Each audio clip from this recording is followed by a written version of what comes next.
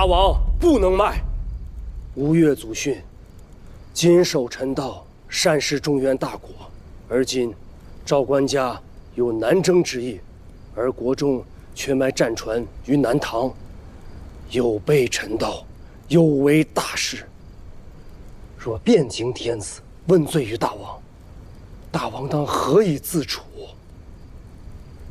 阿俊也说说。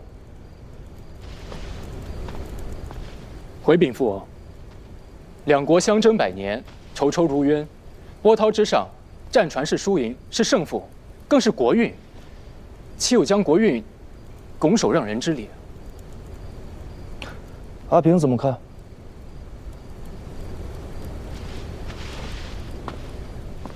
回禀父王，儿臣不知。你自然不知，如此大事，亦不用你知。随便说说即可。敢问那位使君出了什么样的价钱？大郎兄，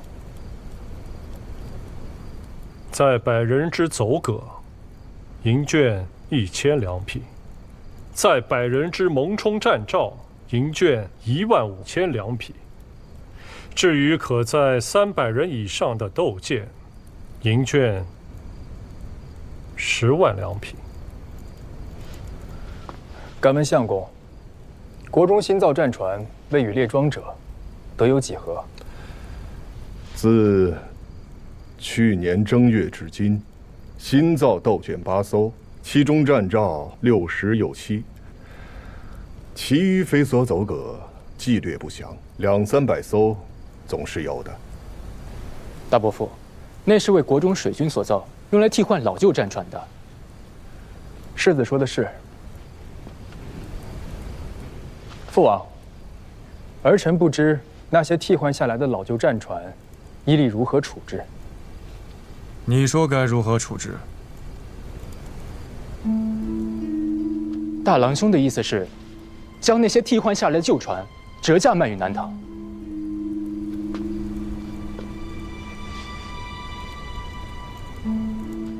儿臣认为，可以不折价。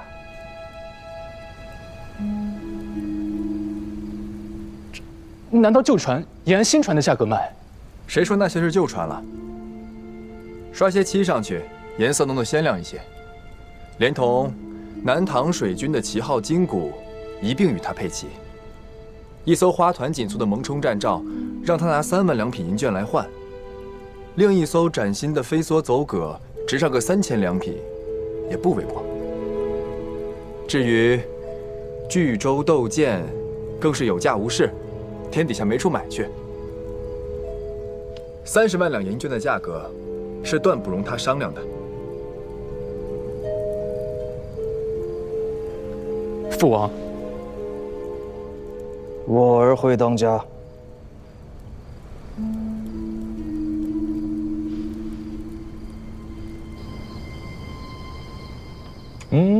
动了。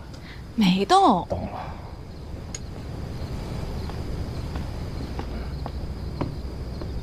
哎，父王，母妃。来，准备的如何了？父王，真的让儿臣去与他谈。阿平，你父王是个坏人，年轻的时候啊坑过人一刀，如今又叫你去坑人一刀更狠的。知道该如何与他谈吗？难不成真的那般去谈？儿臣在殿上都是混说的，当不得真。军国大事，确实不当如此儿戏。该你了。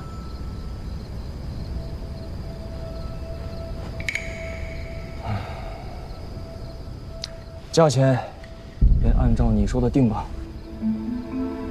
不过，姑不要银券，让李家拿粮食来换。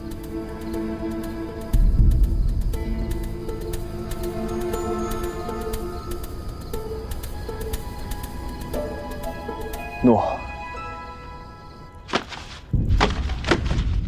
吴越鼠辈欺人太甚！陛下，臣有一计，可两全其美，更可使吴越前世自食其果。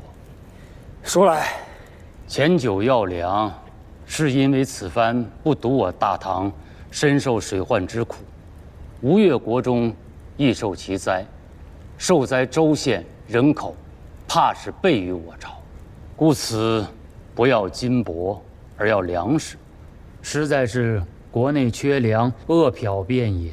这才借我朝买船之机，大行勒索，为的是解自家之危。既如此，陛下可将计就计，先将粮食与他，催其交割战船。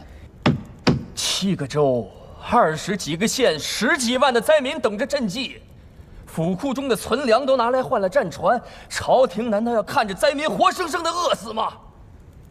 陛下，可敕令与吴越援边州县打开关卡，放灾民南下就是。陛下不可。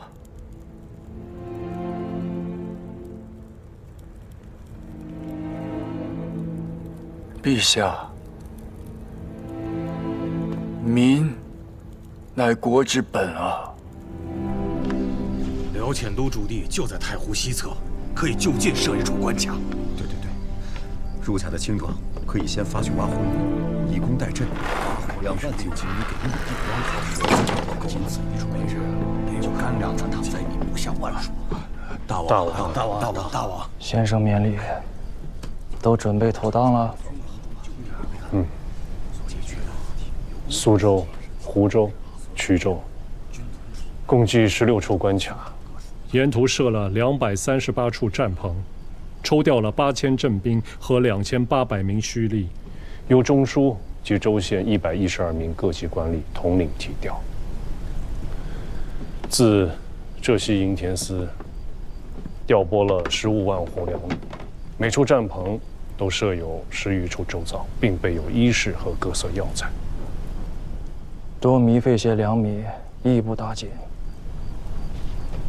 务求有序啊！相府也发下了札子，将这桩差事纳入精髓考绩，各官所辖若能不死一人，即为上重。上，大王，朝廷故事，凡所考绩上者，力不受人，上中已是极美。我知道。若能不死一人，相府录考绩为上，后缺者就地补官，时任者则进品质一级。可咱们缺人口啊，沈兄。臣明白。说起来，算是一军13州86县，可论及丁口数，却连中原的3、5个大郡都不足啊！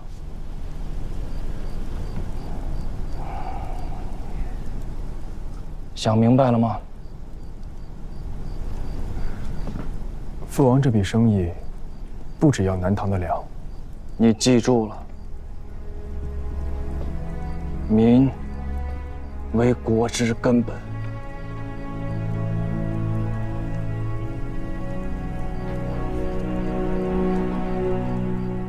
所有人排成2队，排好队，不要在此停留，领了吃食，接着往前走。不要在此停留，领了吃食，接着往前走。排好队，头站在5里之外，所有人排成2队，不要在此停留，领了吃食，接着往前走。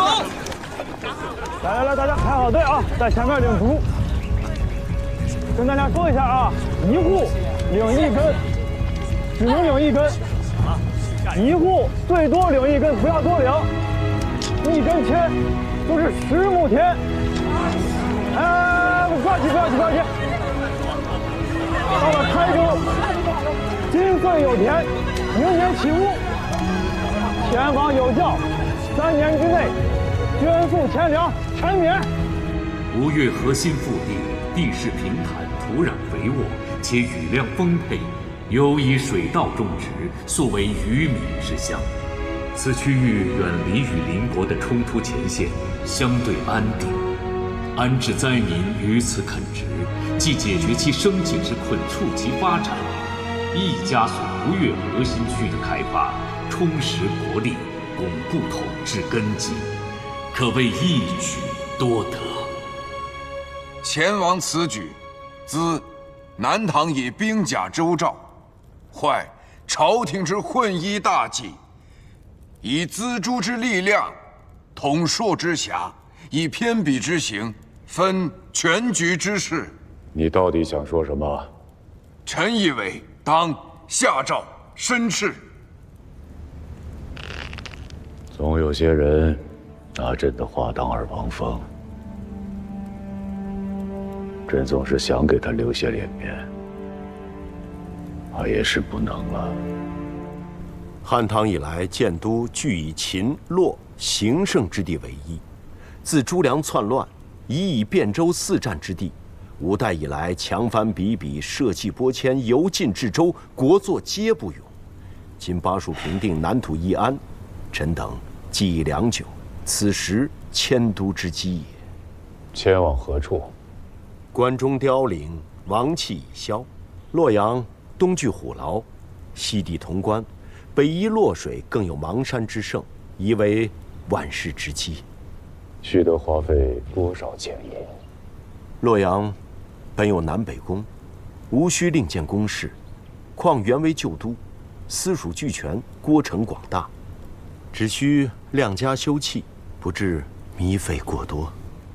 满朝文武勋贵居汴梁将近40载，足下子孙奴仆，家宅产业，枝枝蔓蔓，已不知侵扰出多少重。若要迁都洛阳，至少有5、6万人之多。此次花费可能要抵得上法属的军费了。况且搬迁诸般事体，要动用的人力民夫规模浩大，若是坏了民心，推愿于朝廷，恐怕要动摇社稷根基。你们方才所言，皆算不得大事。大事是，朕没钱，南征的钱粮动不得，遭了灾的州县捐免了赋税，亦附加不得。还有一桩大事，北面那条大河。前朝世宗皇帝修了金堤，总算不至于每岁让洪水逼到城墙之下。可是下游的州县，依旧是岁岁溃堤决口，岁岁农田荒弃，民人死伤。赵相公与朕讲史，自汉以来，这条大河便是朝廷的良心。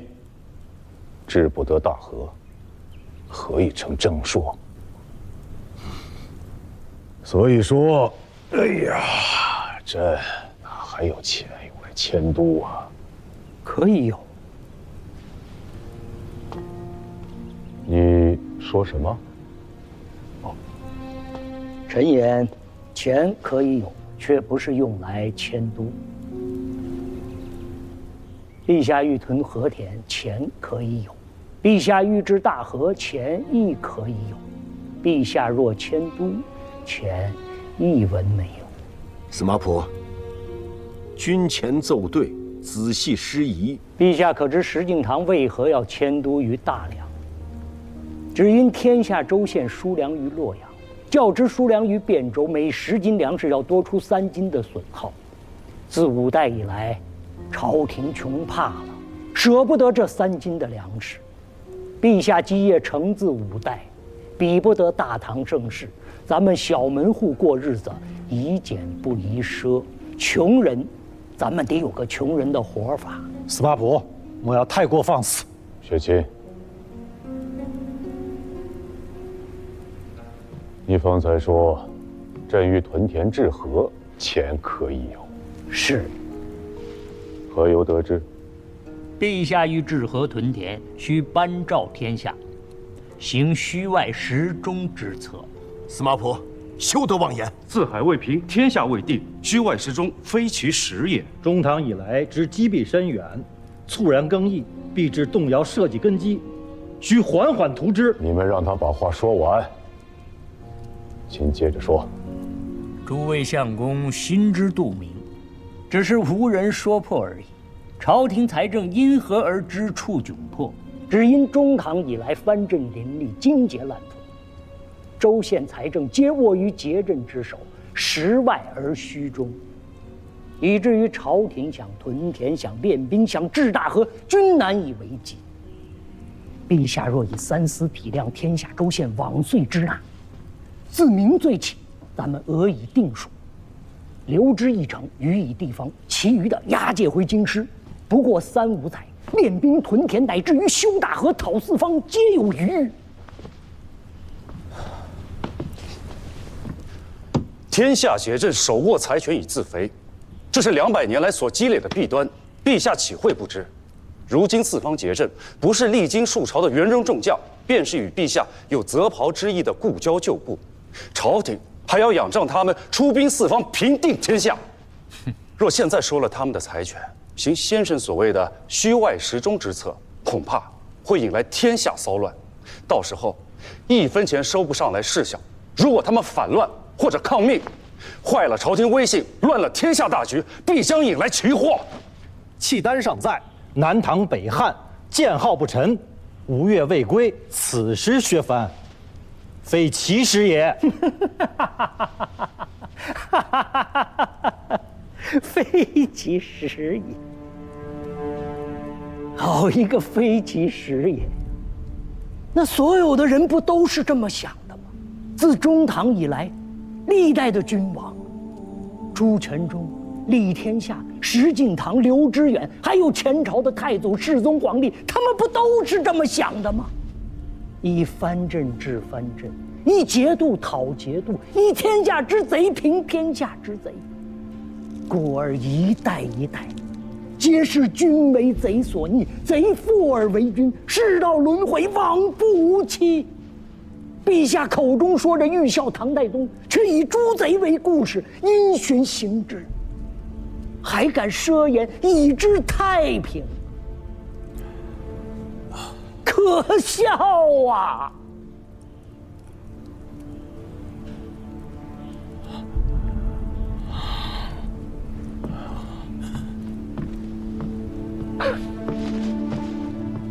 可笑！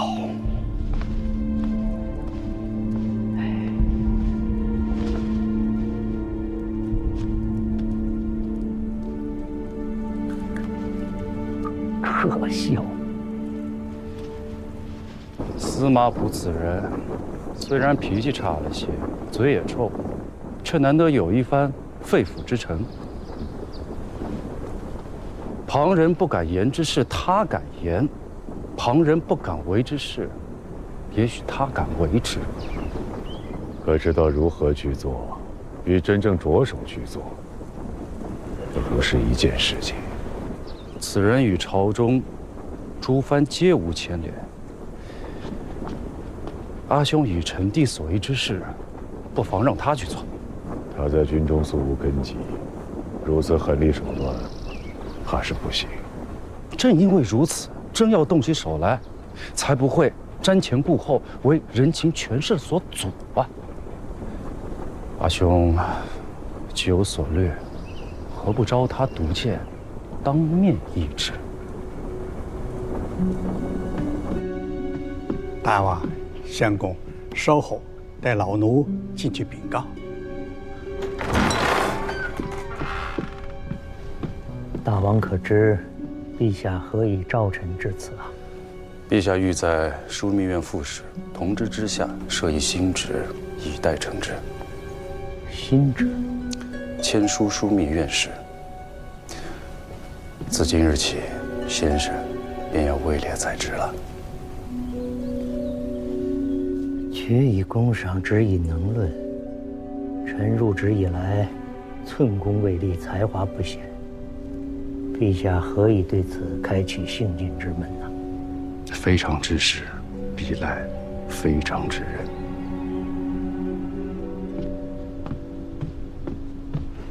大王相公，可进去议事了。先生请。藩镇之要，在于自掌兵权、财权、利权、势权。诸权之中，以兵权为首。只要收了兵权，财权、利权、势权皆可缓缓收之。这一篇《削藩策》，是陛下与吾盘桓良久之大计。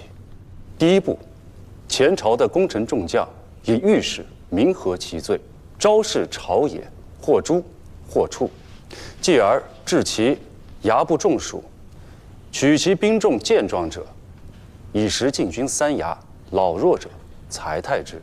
第二步，有拥立之功的故交旧部，由先生这个签书枢密院士统揽其事，逐次削之，恭顺者留，悖逆者诛。这第三步，收诸镇财权于3司，收吏权于吏部和两府，分事权于各州县。这便是陛下与大王所拟的削藩之策。不错。有何不妥？国事岂能儿戏？陛下欲求大道，却是鬼域之行，还奢言欲效唐太宗，你尚知廉耻2字啊！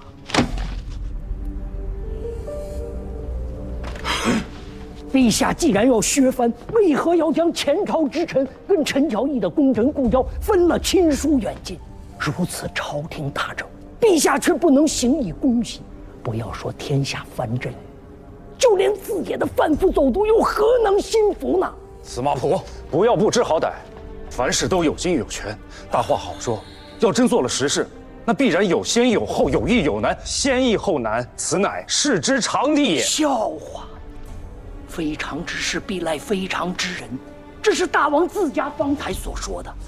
现在又说起世之常理，若事事按世之常理，陈乔义中，陛下又岂得为天子呢？司马普，你不要太放肆！这也正是臣要对陛下说的。陛下欲行100年未有之事，欲创太平安定之势，用事和行政便不当循乱世之恶例。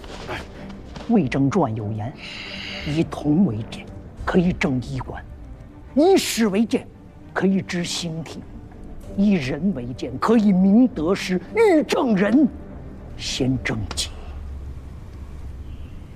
欲削藩，先治朝风；欲治前朝旧臣，先治故交旧部。近者尚不能理，况疏者乎？若先治了故交旧部，那前朝的元戎众将造了反，靠谁去削平？难道靠先生这一般只会啧啧空言的书生吗？陛下如果行事以公，他们又何以会造反呢？依先生所言，那5代之中代代有人造反，那都是君上行事不公所致吗？难道不是吗？李克用父子为何要反朱全忠？石敬瑭为明宗天子的女婿，为何又要反李从珂？前朝世宗皇帝若不是被刘氏无罪诛杀了满门168口，又何以会起兵反乱呢？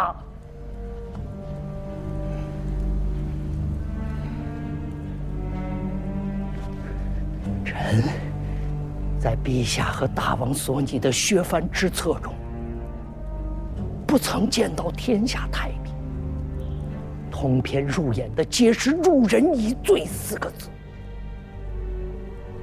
太平之事，行政当轻。200年的乱世，200年的滥杀，陛下若终结此事，欲罢天下藩镇，欲使四海归于，欲治九州太平。如果靠杀人，是做不到的。司马钦的史书读得比朕熟，但你可曾见过历朝历代有不杀人而治太平的吗？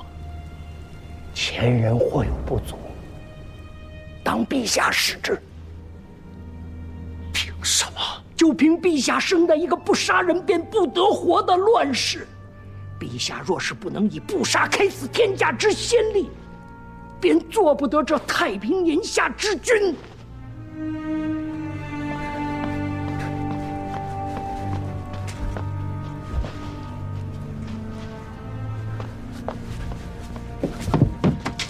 臣是太平之君的枢密承旨，做不得这乱世之贼的签书枢密院使。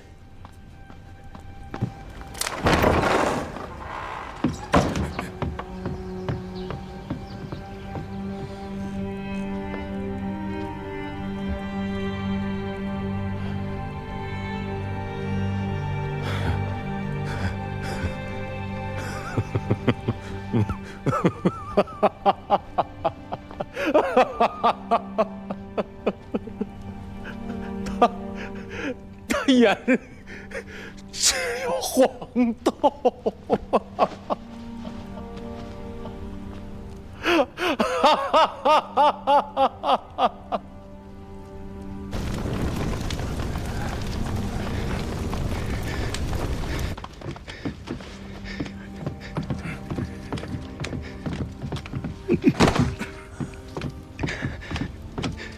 罪前王全斌觐见陛下。赵相公，陛下，他的罪你定了吗？经两府合议，中武军节度使、西川路行营都部署王全斌，违例约束，专杀降兵，擅开公堂，致群盗之充斥，以致在牢吊发，方获平宁，继命悬归，而衔冤之诉，日拥国门，称其隐没金银、西域、钱帛16万700余贯，又擅开丰德库，至失钱28万2千余贯。王全斌，听明白了吗？臣辜负圣恩，罪该万死。万死能赎你的罪吗？当知何罪，两府可有所议？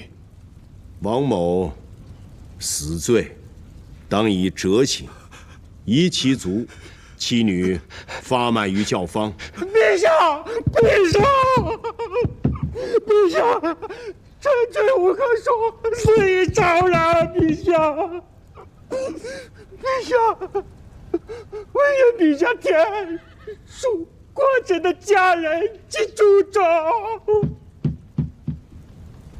恕？你居然还有脸面跟朕提一个恕字？西蜀之地10几个州郡将你逼得降而复返，多少人妻离子散，多少人死于盗左，多少人家财一空，又有多少人罹难于被你生生造出来的这场兵祸？朕今日若恕了你，那些被你逼得家破人亡的冤魂，又有谁来恕他们？以你之罪，今日但凡有一人敢与朕言你有可恕之理，朕便恕了你。陛下，臣有话要讲。司马普，朕现在不想听你说话。若以残民论，王某之罪无可恕之理。但臣想说的是，赵相公以及诸位相公所议之罪，非王某一人之罪。若论有罪，今日帐下人人有罪。